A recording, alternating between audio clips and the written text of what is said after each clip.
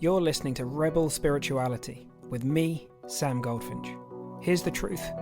Wisdom doesn't follow rules.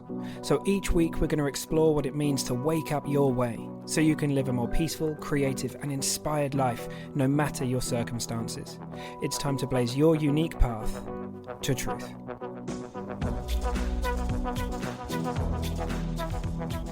Hey my wonderful Rebel friends. Okay, so if you've spent any time hanging out in spiritual circles, or perhaps you were like me and you just read anything and everything, or still are reading anything and everything you can get your hands on when it comes to all things spiritual, in air quotes. And you may have stumbled across this word, formless. You may have seen people writing things like, the truth of you, your true essence is formless, isn't of this world, is beyond time, space and matter.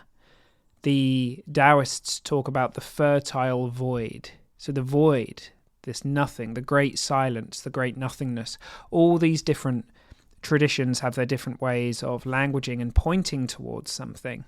And I wanted to spend a bit of time today just hanging out and talking about what does that mean? Like, what are we pointing to? And the irony of this is I kind of have to smile to myself as I even put this together, because it's impossible for us to actually talk about the formless.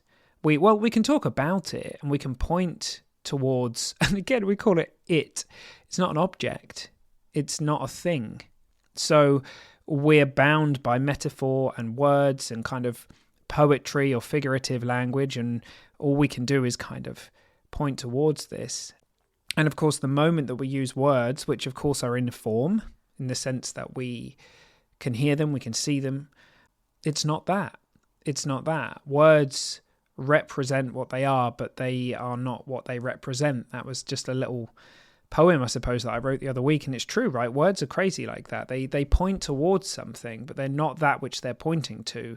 They're this incredible, beautiful metaphor, and that's the best we've got, but we can recognize what's being pointed to when we use a word like formless. So yeah, let's explore this for a minute. So it might make sense for us to kind of hang out in, what do we mean by the world of form, for a minute first. It's easy to kind of sort of talk about form in terms of things we can touch. So I've got a book in my hand right now, so things I can touch, things I can feel, things I can smell or see. But actually the world of form is anything that we can perceive. It's anything that we can imagine. So it may be something that doesn't have solidity in the sense that we think about that. You know, I can hold my phone and it feels solid in my hand. Of course, we can debate that at the level of quantum physics and all sorts, but that's for another day. But it feels heavy and dense in my hand in a way that my dreams, for example, which have form, I can't hold them in my hand in the way that I can hold a book in my hand or my phone in my hand. And so when we're talking about form, we're not just talking about things like that. We're talking about anything that can be perceived, imagined, anything that exists, anything that stands out, anything. And it's interesting because often if someone's trying to imagine something formless, to imagine something that doesn't have any form, well, we can't even do that because anything we're imagining is form. So I often say that what often will happen is people will imagine a big, open, empty nothingness, an expanse or a space that contains nothing and has no objects within it. But that's not formlessness. That's our best attempt at imagining what it is, at trying to kind of guess the opposite of form, if you like. But that's not what it is. It's before and beyond any of that. It just has nothing. It has no quality. It has no object. It can't be objectified. And the moment you add words or an imagined picture or a vision or anything or any metaphor to it, it's been objectified. So there's always going to be a limit to anything in the world of form. But the truth of you, what's being pointed to in all these traditions, is that the truth of you isn't a form, isn't a name or an object or a thing. You don't stand out or exist in the sense that objects do. The knowing, the being, consciousness, aware, however we want to kind of talk about who we really are, that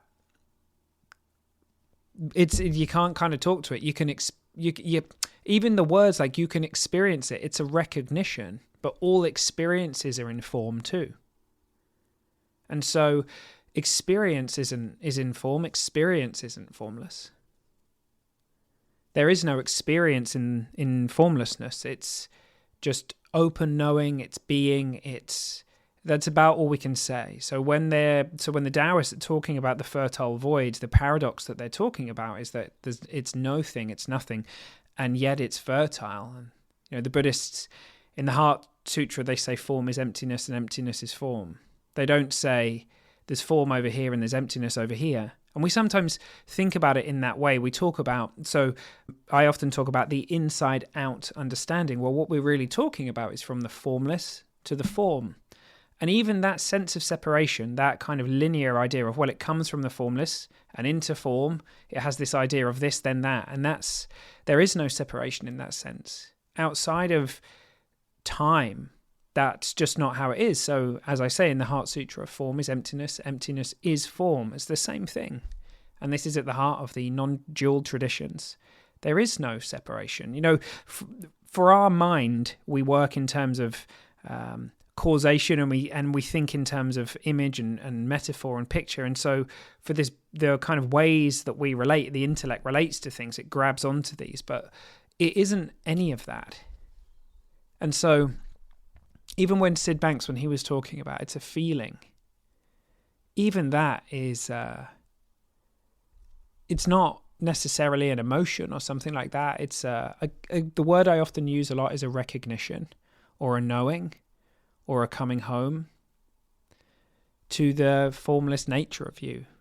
So all of these, all different ways of talking about this, that you are before this world, that you are beyond time, space and matter, that your essence, your being is unbound, is no thing, that you are the no thing that is paradoxically the source of everything, and that everything is actually no thing, and that no thing is everything. It all gets very paradoxical and circular, but yeah, I think start looking at what it is, like what it isn't, and kind of talking about that and expanding our understanding of what we mean by the world of form, and then just sensing what's being pointed towards is the most powerful thing. So I'll leave us with this. When we're talking about the inside out, we're not talking about inside the body. Sid says on many recordings, we're not talking about inside the body. In many different spiritual traditions, they say the same thing. It means inside creation, inside being, inside you, and that's who you really are. Okay, I enjoyed that. That was a cool exploration, and I hope you hear something in that. And if you do, feel free to reach out and let me know. Have an awesome week. I'll see you soon.